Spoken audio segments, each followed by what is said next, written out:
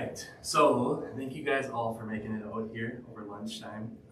Most likely why you're here is because you've either been dealing with sickness for a long time in your family, you've been dealing with it for too much, or you've been dealing with sickness and you just don't know what to do with that next step or what that next step could be. And so what I want you to leave you guys with today is leaving you guys in a place where you can feel confident to help your kids and your family not continue to be sick over and over again. Because I know personally, there's nothing worse than when your kiddo is sick, right? And that one night of sickness tends to be the longest night of your life. So if you're here, most likely you've had a lot of those one nights, maybe urgent care trips, emergency room, ENTs, and you're exhausted. And you're probably thinking to yourself, man, am I ever going to be able to get my head above water and be able to get through this? And oftentimes, chiropractic care is the last resort for a lot of these things. Even the standard antibiotic route most likely has not worked for you in this situation. And then you go to the detoxes and diffusers and that homeopathic natural route, and that can be a lot too. And then you go to nutrition, and I wanted to leave you guys with that sense today that there's another option and a missing link that we're going to get to. So if you're here and your kid's getting sick for the first time, they're just starting getting in the storm, you're just starting to get in the storm, great, we're here for you. If you've been on this journey for a long time and you're looking for another puzzle piece, then we're here for you for that as well. So I want to make sure that you guys know that we'll end the little workshop, lunch and learn here today. And plenty of time where you guys are going to be able to ask any questions or any clarifications as we go through the rest of the workshop. So, okay, what we're going to start to do is I put up this slide here which just has pictures of me adjusting some kids smelling, my family. This is my why. So I do the things that we do here. Why we do the things that we do here is to get your kids, your families, your friends' families to be able to be that healthy, happy face on the picture. To be, we want to make generational changes, and not generational changes just here in our office, but in our community as a whole. We want less of that chronic illness and sickness that sets up shop in families, and more confidence when sickness does inevitably happen. So what I really want to do today is start this conversation of maybe dispelling some myths that people may have, changing some views, and trusting your gut as parents, as grandparents, as aunts, uncles, family members, that because that's important. It's important to trust your gut. And as a parent, one thing I'm often thinking is, man, I look at my boys like, man, are they really healthy? Yeah, I can say they are, but we don't really know for sure, right? And let's be honest, symptoms are a terrible indication of if someone's really healthy or not. So I want to take a look at these pictures. Just in your mind, think who really is the healthiest of these kids in these pictures. So is it the kid that's got the big strong muscles? Is it the kid that's laid up on the couch with probably a fever, he's got a thermometer in? Is it the girl that's got the runny nose? Is it the kid that's eating all these vegetables? Also, let's be honest, no kid is going to eat all these vegetables, and that's okay most of the time. But is that kid that's on the couch really sicker than the kid that has all the muscles? And what we really have to look at is not necessarily those symptoms, like I said. Chronicity is really the bigger issue. And that's what we want to look at today, because the reality is the challenges that families are facing now are drastically different than the challenges that our parents faced, our grandparents faced, our great-grandparents faced. We're dealing with stuff so differently. Most of our healthcare decisions and definitions came from a time when acute illnesses were really, really bad. They were horrible. And chronic illnesses were virtually non-existent. And we have the complete opposite reality of that today. Now, due to better food quality, just more knowledge in general, more awareness, acute illnesses really aren't a big issue with sanitation and things like that. The bigger issue is the chronic issues, chronic illnesses, which are really setting up shop and wreaking havoc on these families left and right. These are the 1 or 2 ear infections that have turned into 3, 4, 5 tubes. And now we have asthma, allergies, anxiety, ADHD, and all these things really tie in together. We have a challenge that we face that, for the most part, we don't really focus on our health in ourselves or our families until we start to lose that health. And which isn't a great thing, because when you lose your health, it's a lot harder to bring that back than maintaining and preventing those issues to begin with. And then when we do lose that health, we go to folks that are chasing symptoms. They're chasing symptoms left and right, first with medicine, then with nutrition, then with supplements, and I want to shift that perspective. Now, I'm not saying that your kids are never going to need any medicine. There's a time and a place for everything, but what I am saying is that we need to shift that conversation to what else can we add or change in these kids, in these families, to be able to support your nervous system. And that's where we want to go to today in today's conversation, is talking about something that should be the main conversation, because it's how the body and the neuroimmune system has worked forever. And that's, like I said, that neuroimmune communication. So we're going to want to take that big picture of, is my kid healthy? Well, yeah, if they have the fever or the runny nose or the cough, they probably are. That's probably the healthiest thing that their body can do at that time. That bigger issue, like I said, is when that 1 day, 2 days turns into a week or two, a month or two, a year or two. Then it's something that we really need to dig into deeper, because there's something more going on in those kids, in those families. So I love this slide. There's a lot of words on here. The big thing here, I love this slide because we don't really learn about this in school most of the time. You learn about geography, geometry, Pythagorean theorem, bird calls, if your high school science class was anything like mine. And we don't really dig into really how immunology really works in the body. So today is going to be your non-boring immunology crash course. So stick with me for that. I think we all have in our mind, especially as parents, is that all coughs, fevers, germs are bad. If you look at like kids' cartoons and you got Miss Frizzle that's always battling the germs, right? So even as a kid, we have in our mind that coughs, germs, fevers are always bad. We need to realize that when we dig in and really look into a different path and look at the research, we realize that that's not all exposure to germs is a bad thing. In fact, it can be a really, really good thing. It's good to get exposure early on and often. It's good to have a pet. It's good to eat dirt. It's really good to build up that immune system, because your immune system has a really great memory feature. It's just like any muscle in the body. The more you're working at it in a controlled and reasonable pace, the more that builds up and is better activated in future issues. And then we look at fevers, and fevers are that big buzzword as a parent, as a family member, that if you got kids got fever, it's terrible. We need to stop it. We need to shut it down. And that's the same thing, that if we take a deeper look and look at more of the research and study it, we really do see it as more of this beneficial process. So today we're going to take some of those things that we always thought were bad and take them and say, okay, what is my body or my kiddo's body, which is innately smart, innately created, doing in order to be able to get me through these things? Because our bodies don't do anything by accident. God doesn't create junk. We don't do things to hurt ourselves more. Our kiddos don't do things to hurt ourselves more.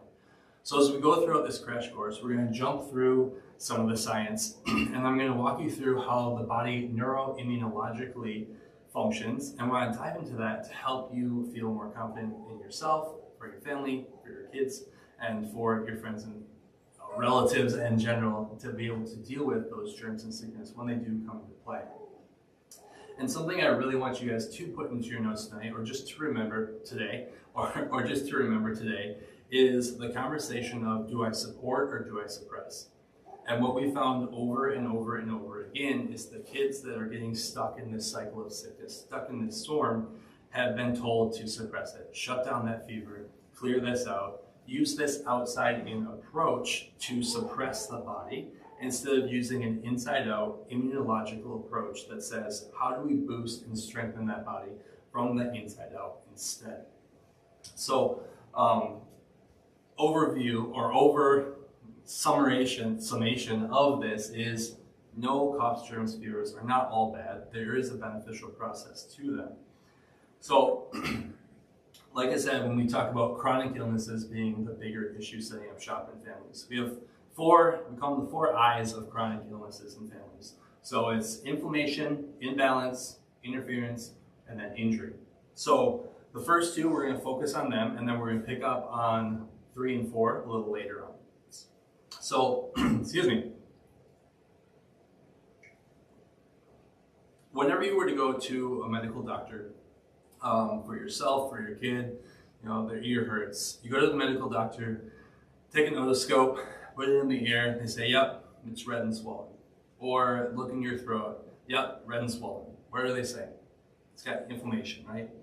So we need to get that inflammation out of there, right? That's the medical approach. And as chiropractors, we're going to be obsessed with the cause. What is there causing that inflammation? And the thing that really triggers inflammation is a imbalance or a neuro-imbalanced immune system. Well, if we have a neuro-imbalanced immune system, what's happening there? And we keep asking that why question, just like that curious child that keeps asking you why. That seems really annoying. But you get to ask those questions to really start to dig into where these things might be coming into place. So to get in balance, there has to be some sort of an interference or malfunctioning in that nervous system, something that threw it off its rocker. And that's where number 4 comes in. There's this accumulation of stressors that our bodies are going through, our kiddos' bodies are going through, especially in our kiddos, so early and often. All these insults and injuries to their nervous system that seem like such a small thing, but they can wreak havoc and play a big role as they get further and further down the line. That injury or insult then triggers the interference and malfunction, setting up this neuroimmunologic imbalance, and then boom, we have a kid who's 24/7 all the time inflamed.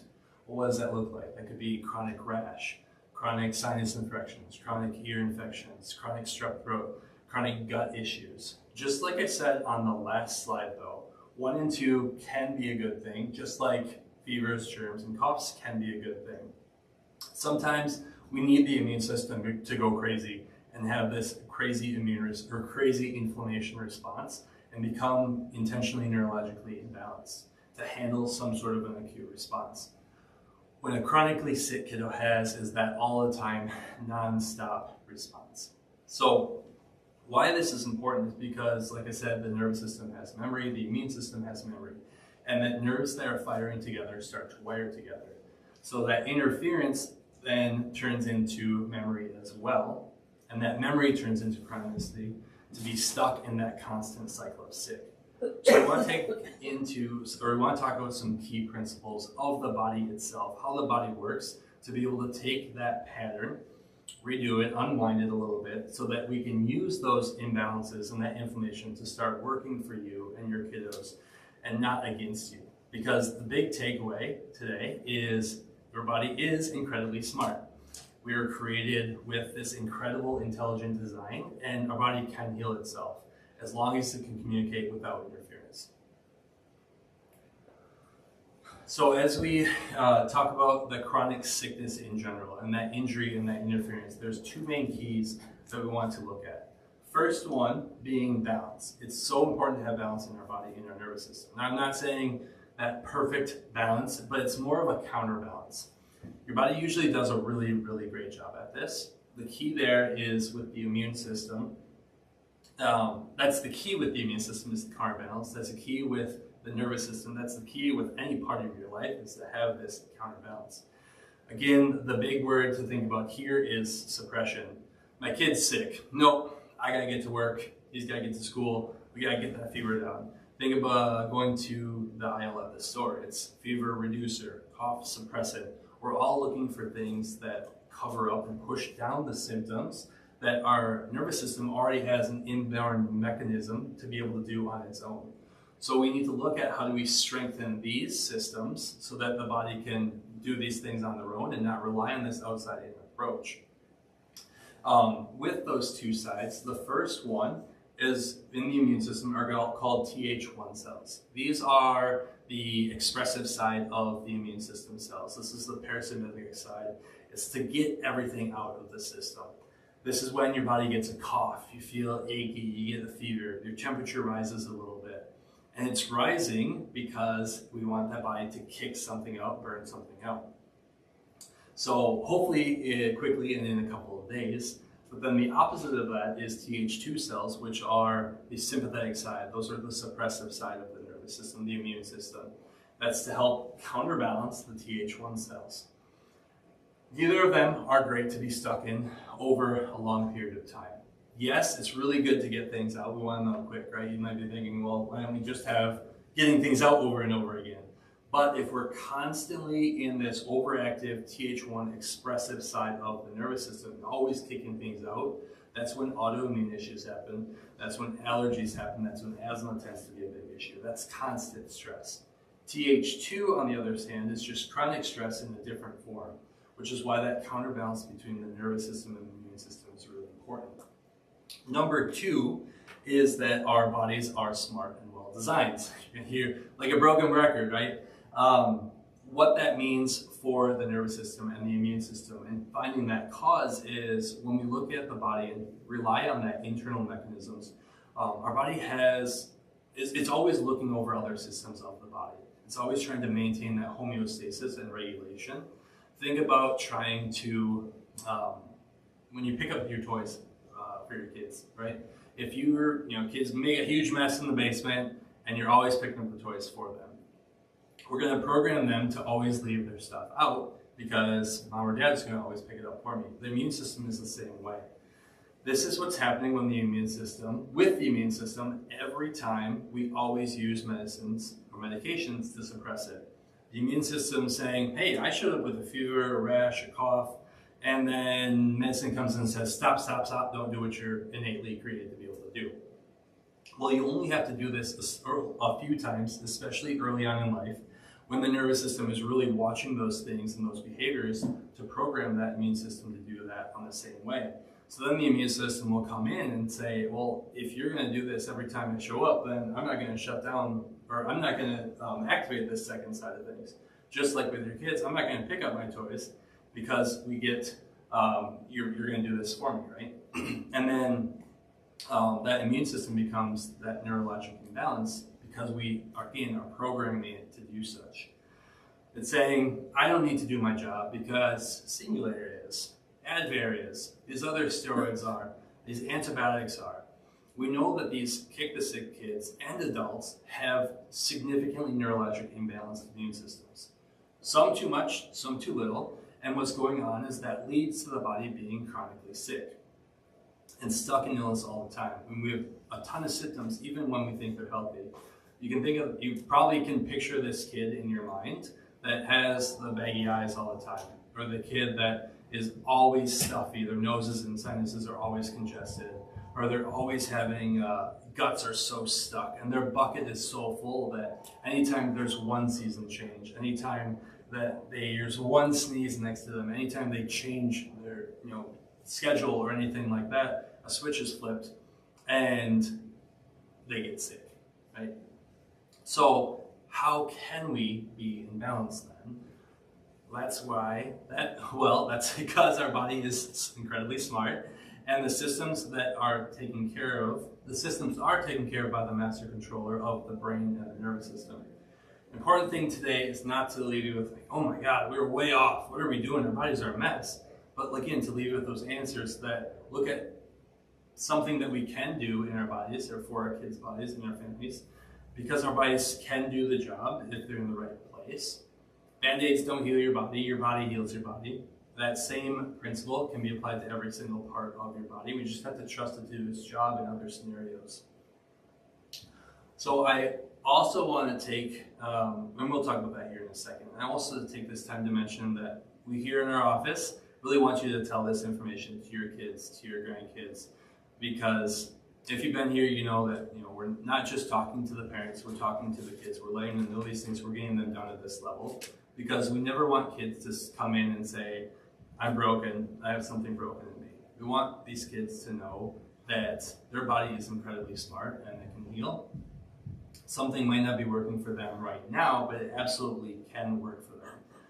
So you can take the action steps that we're going to talk about here at the end of the presentation, but also please share this with your kids as another action step, because we want them to be healthy. We want our kids to be healthy. We want them to know that they can be healthy, but also their kids, their grandkids, great-grandkids. Like I said, we want to make these kids and families have long, healthy, happy lives and make these generational changes.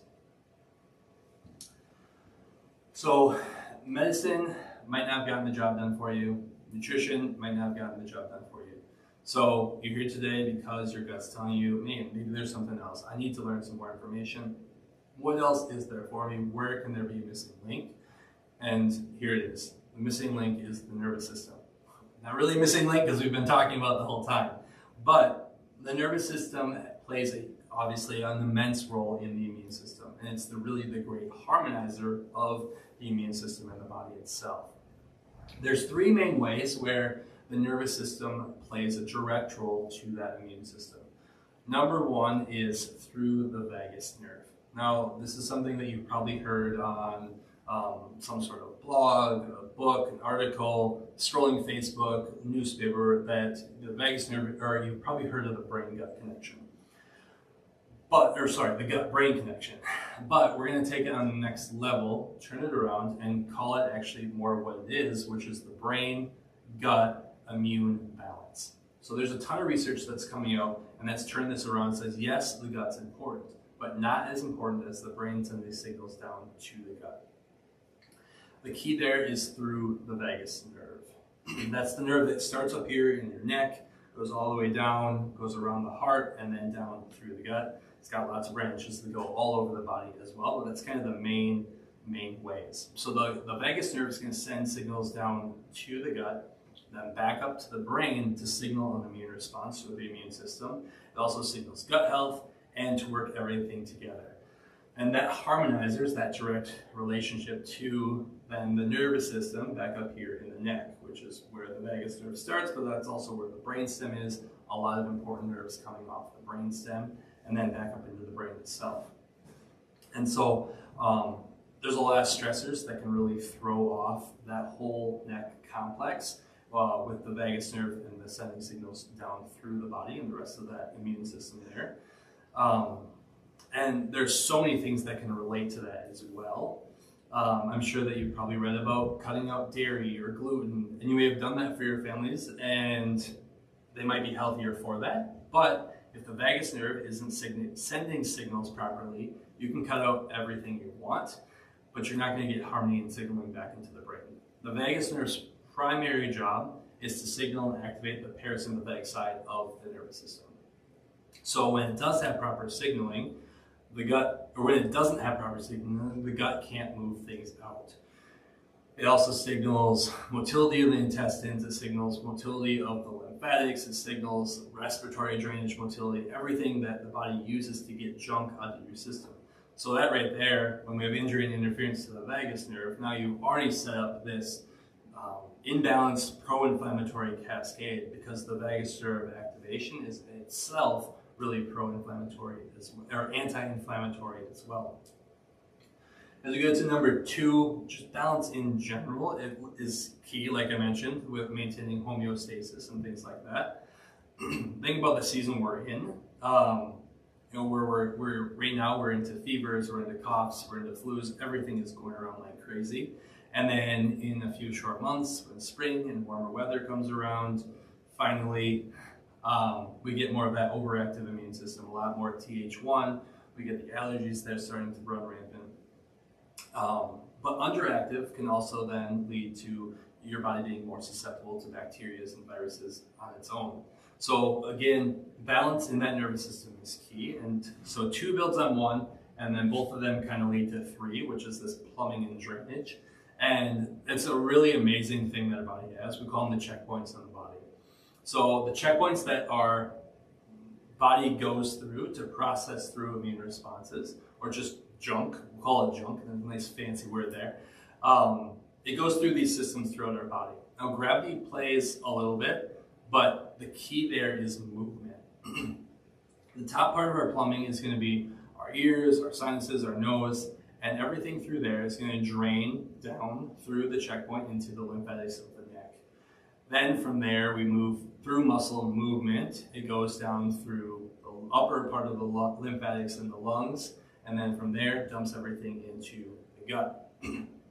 So sometimes when things get clogged up, like in the lymphatics, that's a sign that that plumbing is overworked. So it's absolutely crucial to have all that drainage and moving through those major hubs. And then so when we talk about neck movement and things like there, vagus nerve starts up in the neck. So obviously when we have interference and things aren't moving properly, the vagus nerve is not going to signal properly, and it's going to throw that whole cascade out again. So, like I said, as things go down here, we have three main handoffs. So up top to neck, neck to lungs, lungs to gut, and then inside that gut is that big acidic environment. It's all the bacteria, trillions of bacteria, that's beneficial bacteria, waiting and saying, man, how'd this crud get in here, right? Oh, we didn't sneeze you out, we didn't cough you up, no problem, we'll smoke you out through the gut then. And then if that doesn't work, which oftentimes it does if we don't have interference and malfunction, then if that doesn't work, it's going to continue through that porcelain exit valve, right? So this is why we see the symptomatology that we often see in these kids and these families as well. We get the stuffy nose and then the sinuses, and then they drain into the throat. It might get stuck there a little bit. It might get a little bit of a cough or a sore throat. And then it drains into the upper lungs, and then we get this kind of dry cough, dry bronchitis, down drains into the lower lungs. And then we get some more of this pneumonia-like coughing, and that junk that kind of sticks there. And if it's going to stick in a spot too long, that's when we know we have an issue. We want to think about this whole cycle as about a 36-hour cycle to be able to go through those checkpoints. So we need to be able to find a way to check on those checkpoints and need to look at that neuroimmunological pathway. So if we're seeing any issues in any of those areas that get jammed up, that's where we need to take a look. And when we have issues in those areas, when we have those checkpoints that are being jammed up, then we need to look at why could they be jammed up. What did the pregnancy look like? What was that pregnancy stressors look like? What happened during labor or shortly after in these kids that may have jammed up those checkpoints? What's happening currently in the lives of the adults that are having these checkpoint issues? When we follow that traditional medical route and constantly suppress the immune system with antibiotics, inhalers, and steroids, we're actually setting these kids up to be going down this path of that perfect storm pathway, which is the anxiety, ADHD, autism spectrum disorders. Steroids ramp up the sympathetic part of the nervous system.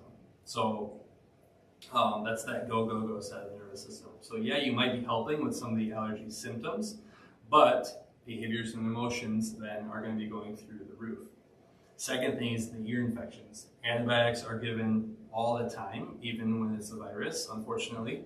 And when they stop working, then you drill holes in the ears, right? Because tubes need to get put in to be able to drain things out. And then now the ears are better, but 6 to 12 months later, you gotta get your tonsils and adenoids removed because things are draining and getting stuck in certain areas. So now we've taken out all of this checkpoints, so all that fluid and congestion is draining straight into the lungs, and we see more things like the pneumonia and the asthma and allergies showing up. And then antibiotics themselves are continuously wreaking havoc through that gut immune balance. And serotonin and dopamine, those big feel-good, restoration, relax, concentrate hormones, actually get absorbed in the gut. They need to be absorbed in the gut. So not only are the antibiotics wreaking havoc on the gut health itself, and then the gut immune response, but our nervous system is also being destroyed by the antibiotics because we can't then absorb those concentrate, restoration, focus hormones, and then we're leading into more neurodevelopmental challenges. So everything is kind of ramping on each other, and they all do play a role and tie into each other. So I know that was a lot of information, but it's a really great segue into this next slide about, well, what can go wrong or where things might be going wrong. And we talked a little bit about some of those things like pregnancy stressors and what causes, what goes wrong is telling us what's causing that interference and that malfunction through the neuroimmune pathway. A lot of times when people do go to the chiropractor, with their kids especially, or traditional chiropractor I should say, is because they've got a kid that maybe fell off the bike. Well, and they've heard you can help. Well, that's really just a small percentage of what we actually deal with. There are three main types of stressors that the body goes through. We call them the 3 T's of stress. So thoughts, traumas, and toxins. We're going to go through them just a little bit. because they're so important when we look at when and where these checkpoints may have been jammed up. And we need to talk about that to be able to get to the root cause of where that insult, that injury, that malfunction goes into the body. So thoughts and emotions play a much bigger role than people think in our nervous system, in our body. And more research is really starting to back that up. That's the things like sadness, drama, whatever is going on in your life that is causing some sort of emotional interference. That serotonin and dopamine issue that we already have through the gut then plays havoc on our physical, spiritual, and emotional well-being, because it causes us to get stressed and then continue to hold on to that stress. And then all of these stressors in general push our bodies into more of that one-sided, imbalanced part of our nervous system or our immune system that's sticking to the one-sided responses. Now, we're going to skip 2 for a second and then go to 3. 3 is the environmental side, environmental stressors, environmental toxins. Now, I'm not saying germs. Germs aren't the environmental toxin we're talking about here, but the unbalanced lifestyle habits. So the food that we eat, what we're putting into our body, what we're putting into our kids' body. The air that we breathe is another big part of that. A real life thing or a common thing that we always see is sugar. Sugar is a major issue. Refined processed sugar, it's super pro-inflammatory. And now I'm not saying that we need to avoid these things all the time, but we need to take care of these things in more moderation. But it's hard to do sometimes, especially when you're at parties and things like that, because it's common for at a party to have juice boxes and fruit snacks and cake and all this other stuff. But just because something's common doesn't make it normal. Just like with ear infections, just because they're common doesn't make them a normal thing or a necessary thing either. And number 3 is the physical stressor or the trauma that of the T, trauma. This is most commonly, the first one is prenatal stressor. So in the womb, or actually the birth process itself. Typically that first injury is that birth process. And I don't mean necessarily like a diagnosed injury, but an injury to the nervous system or an insult to the nervous system. This is C-sections, forceps, vacuum delivery, breech, all things that can be very necessary on occasion, but they don't have to be the norm. And that's where we're kind of leaning to with today's traditional medical route, is these things that are, we're gonna induce because doc needs to go and golf. And it doesn't have to be the thing. It's not always that case, but that's the trend that we're going to. And all of these stressors, those birth traumas, are really setting kids up also for failure, to be honest. All of them overwhelm that neurospinal system and leave it really stuck, physically and chemically stuck. This is why balance is really key in our body, and that counterbalance specifically is key in our body. Because anytime we encounter, so this is a little handout that's really, really hard to see on here. If you're interested, we'll help to actually give you guys each a handout that's this same one. Yep. And basically what this one is telling us, we could probably do a whole seminar just on this handout. Basically what this is showing is thoughts, traumas, and toxins are these 3 things. And so everything that I talked about last slide that goes wrong in our system and those stresses in our system, every time we encounter one of those stressors and we don't adapt to it, we get ticked up a little bit more, a little bit more, a little bit more. And so causing our body to get stuck and into more of this sympathetic gas pedal, go, go, go, a little bit more, a little bit more, a little bit more. When we talk about the immune system, it gets really hard to have a good counterbalance in our immune system when our gas pedal is already ramped up so high. Because when we're up here, again, it's one sneeze, it's one swim in the lake, it's one plane ride that takes those kids, those families over the top, and they get stuck in that sickness. They get the ear infection, they get the cough, they get the sinus infection, they get the gut issues. And it's really then hard to come back from that go, go, go side of our body on your own, because our bodies we want to be in survival. We want to be able to survive, right? And survival mode is that go, go, go mindset, that go, go, go side of the body. But where we are now, that's what our brain wants. Our brain wants survival. But what our bodies really need to be in is more of this parasympathetic, that rest and digest side of the nervous system, the growth and healing side. And that's what we need to do. Is what we want to talk about is helping the body pump the brakes to get back into that growth response, back into that growth mode. So everything at the bottom here is just a big word jumble. When you've had those 3 T's of stress too long and your body begins redlining and you get sick all the time. This picture really puts together the whole conversation today. Because of what's going on with those 3 stressors, like I said, the kids are always idling, your families are always idling at 6 or 7. So like I said, the one little taste of sugar, the one time outside, they really go off and they get stuck in that cycle. So we need to get off of idling in the 7, 8, 9 range by strengthening that internal healing of the body, strengthening that internal self-healing, self-intelligence part of the body that God created in all of us, that immune boosting side of the nervous system that's over there in that parasympathetic side. So how can we change these things? To be honest, we have to find them first. So all of you that have been in here, you know this about the scans. We need to do scans in these bodies. We know that we can help, but we need to measure it and see where checkpoints are off. That's one of the big things that we're looking at in the scans are where could these checkpoints be jammed up. And we need to see how much neuromuscular tension is up top and in the body, especially if it'll be up top, that vagus nerve, brainstem, that big checkpoint that our body has, and how the body is then responding to all that neuromuscular tension. And that's why we measure it here in the office. We can hear your story, but we have to measure it because everyone's going to be different. So I want to share just one story today, and that's Weston's story.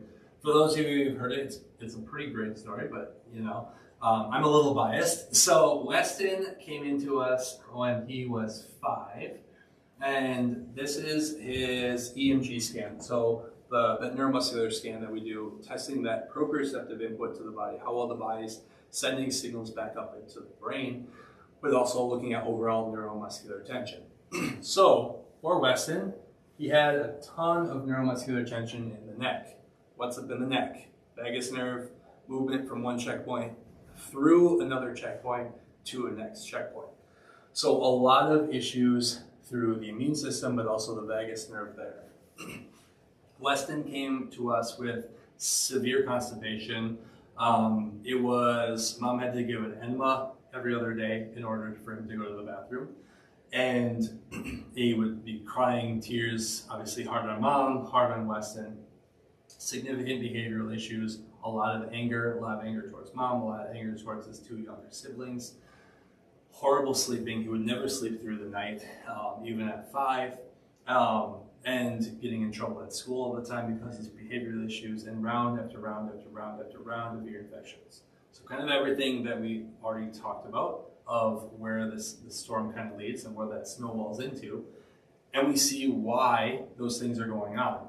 His vagus nerve is jacked up, so he doesn't have that gut immune balance. So gut issues, constipation, behavior issues, the serotonin, dopamine, concentration hormones absorbed down here. That vagus nerve is the big parasympathetic stimulator, so we get a lot of sleeping issues because rest, digest is part of that vagus nerve. So we can't get rest. We're part of the parasympathetic, so we can't get rest when we're so jacked up in here.